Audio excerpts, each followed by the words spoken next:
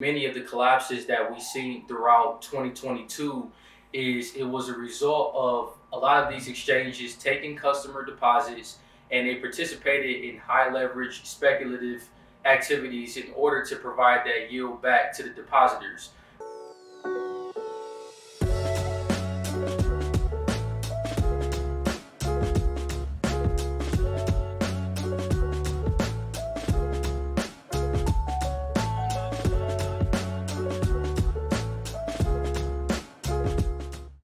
What's going on, everyone? Thank you for watching and listening to another episode of Insightful Principles. In today's content, I really want to break down where is the yield coming from when you think about a lot of these yield-based services within the crypto industry.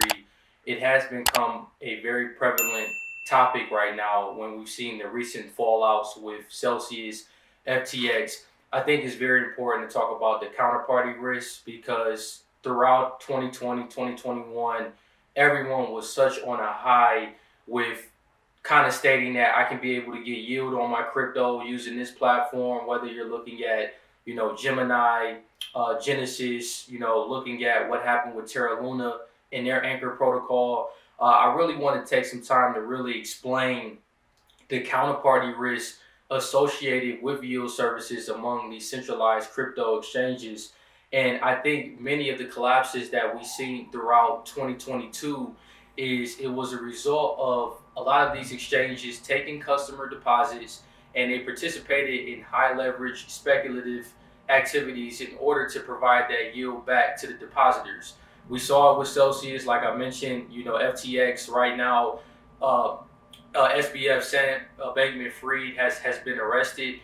He's had a lot of charges that has been sent against him for fraud, for commingling customer deposits and actually doing margin trading with Alameda. So it's just a lot of chaos and a lot of contagion going on with that. So I thought that it would be really good to do an episode to really talk about where are these yields coming from. And the issue that I'm seeing with many of these platforms that are offering a guaranteed return, which that should be an automatically red flag. If you're using a crypto platform and they're stating to you that this is a guaranteed yield that you're going to get regardless, and there's not any risk with that, you should stray away from that. You shouldn't invest in it because it's just not tangible. Any investment you make comes with a certain level of risk, whether it's low, moderate, high. There is a risk whenever you're making an investment, even if it's a yield-based product. So I think everyone needs to be aware there's going to be there's going to be other crypto platforms that are going to promote themselves as providing this guaranteed yield on your crypto to be able to stake. And you have to just be able to pay attention to those red flags. And I think that when these platforms are offering this guaranteed return on your crypto, often they don't even have enough assets on their balance sheets to be able to provide that yield back to you. And that was the case with FTX. We now know, with looking at their recent bankruptcy filing, that they had a negative $8 billion balance sheet. So a lot of their assets that they claim to have were very illiquid. They were participating in a lot of high risk activities, and they weren't really looking in the best interests of their customers, of their lenders, and they were really reckless with their lending protocols, with their investing protocols. And it just goes to show, in their specific case, they did not have the proper risk management in place. Did you know that you can invest into Bitcoin through a tax shelter account known as an IRA? ITrust Capital allows their clients to invest in crypto through an individual retirement account or an IRA. IRAs are tax sheltered accounts, which means all your crypto trading is tax free and can even grow tax free over time. Clients have access to 24/7 investing anytime, any place. The best part is that it's totally free to open an account and there's no hidden fees. You don't need to pay any monthly subscription or membership fees either. With a new mobile app that allows clients to trade whenever they want, ITrust Capital has really earned its place in the market, being voted best crypto investment platform in the US.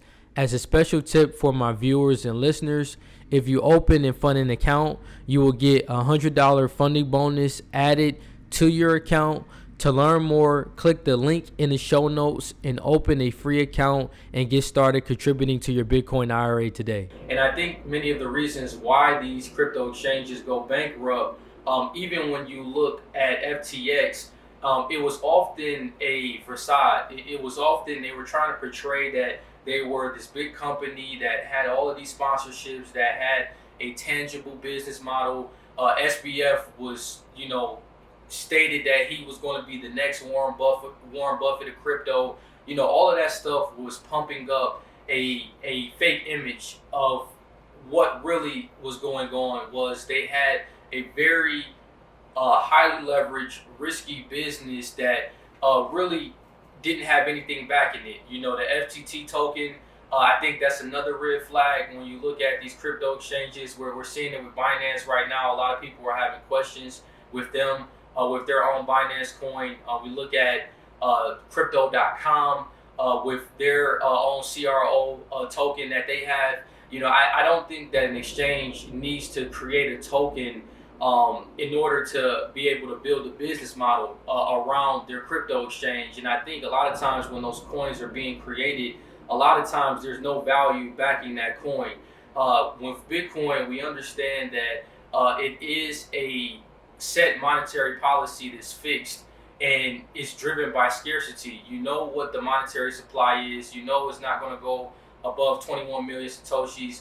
We understand the use cases that Bitcoin has with what we're seeing now with the Lightning Network and how it's making cross-border payments and payments globally are able to be facilitated much faster, and the fees are a lot lower. So we see the use cases with something like Bitcoin, but with the FTT token, it really wasn't anything backing it. So I think that that's another red flag when you are looking at these companies that have their own tokens. Oftentimes, they're just trying to really pump and dump. They're trying to pump their tokens to be able to participate in more high leverage activities, and then oftentimes when they get caught swimming naked, which what we've seen with FTX, when we see that their balance sheet doesn't even support the amount of money that they say that they have, then that situation we see companies that go bankrupt, that have a bank run, and their company completely just vanishes.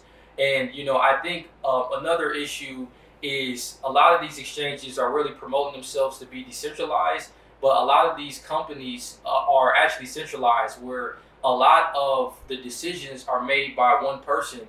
And what we can see with FTX, they didn't have a board of directors, they didn't have a compliance department, which was another red flag. With the current market conditions and what we have seen throughout the crypto industry, it highlights the importance of self-custody and holding your private keys with Bitcoin. Ledger, they're the largest crypto hardware wallet in the world. They're trusted by over 4 million customers. Their Ledger Live app makes it easy to securely manage, buy, and trade your crypto. If you do not control your own private keys, you simply do not own your Bitcoin. Exchanges have had an exhaustive history of being hacked, not all, but some. Hardware wallets protect against you losing your funds. To get started today, go into the link in my show notes and start securing your Bitcoin assets with Ledger. A lot of different things that you see that you really may not pay attention to, that is quite obvious that their operation was really a centralized casino, and they were essentially taking customers' deposits. And when they did run into the balance sheet trouble that they had, they either, what they've already done, they freeze assets of people that are on the platform. They can't take their money off of the platform. Or worst case scenario, where you have these companies that go bankrupt, and this process can take years on years, and you end up getting pennies on a dollar. And I was watching an interesting podcast on SWA Signal where there was two gentlemen by the name of Alan Ferriton and Anders Larson, and they got into a conversation around what are the yields and what are the productive assets backing those yields, and how yields cannot exist in the finance world without there being productive capital and assets backing it, which I think that's very true. We understand that the value that Bitcoin has, and we understand how it's going to change the world from a global reserve asset standpoint. When you look at FTT, FTX, there wasn't any productive assets backing that particular coin, and oftentimes I think a lot of these companies, they get in over their heads. They try to do margin, and I think that's what the challenging part is when you see these companies offering these yield-based products, is that it's actually encouraging risky behavior. It's encouraging these people that are the CEOs of these companies, these centralized exchanges. They're wanting to take riskier bets because they found a way to really create just a Ponzi where it's really nothing backing their particular token, and they're simply using the new customer deposits that are coming into their exchange, and they're using that to pay the pre-existing depositors that have been on the platform. And I think that's the biggest thing that you see with a lot of these platforms. It's just really a centralized casino built on top of a Ponzi scheme.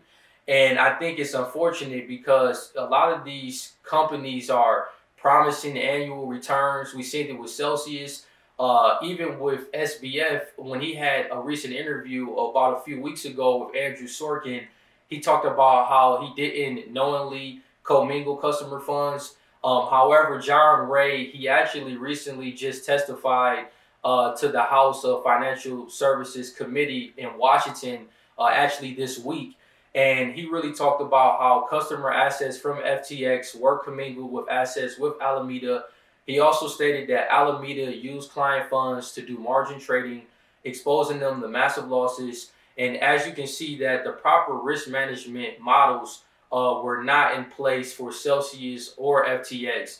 If you're a podcast enthusiast like I am, you probably thought about making a podcast on your own. Creating a podcast is one of the best decisions I've made personally, but it definitely can feel overwhelming when trying to start one on your own. That's where Buzzsprout comes in. Their platform is hands down the easiest and the best way to launch, promote, and track a professional podcast. It's in fact so good that they have helped over 100,000 people launch their own podcast. Buzzsprout will get your show on every major podcast directory, such as Apple Podcasts, Spotify, Google Podcasts, and more within minutes of your recording. You also get a great looking podcast website, detailed analytics to see how people are listening to your podcast, and tools to promote your episodes as well. Plus, Buzzsprout publishes new blog posts, podcast episodes, and YouTube videos every week, so you can learn the ins and outs of podcasting from people that live it every day. To start your own podcast and to get a $20 Amazon gift card, follow the link in the show notes that lets Buzzsprout know that we sent you and help support our show. Buzzsprout, the easiest way to start a podcast. And, I really think that the biggest thing that you have to look for when you are looking at these cryptos exchanges that are offering these annual returns is really understand what are the productive assets that are backing these companies. You need to run audits on these companies. I think there's still a way that you can look to see, doing research on the company and seeing what assets are available on these platforms. I think that, another thing you need to pay attention to is make sure that these very high returns with promises of little or no risk is something you need to look in for when it's a Ponzi scheme with these different centralized crypto exchanges. I think the lack of liquidity, a lot of these companies, even what we've seen with FTX, most of their assets, that their so-called assets that were backing their FTT token, were all illiquid. So they had them in a lot of other altcoins, and it wasn't tangible assets that were actually backed by something, like something backed by gold or backed by Bitcoin. FTX had very little Bitcoin on their balance sheet. So I think those are some things to pay attention to. And, I think, you need to make sure that there are productive assets actually backing these yields that a lot of these platforms are promoting.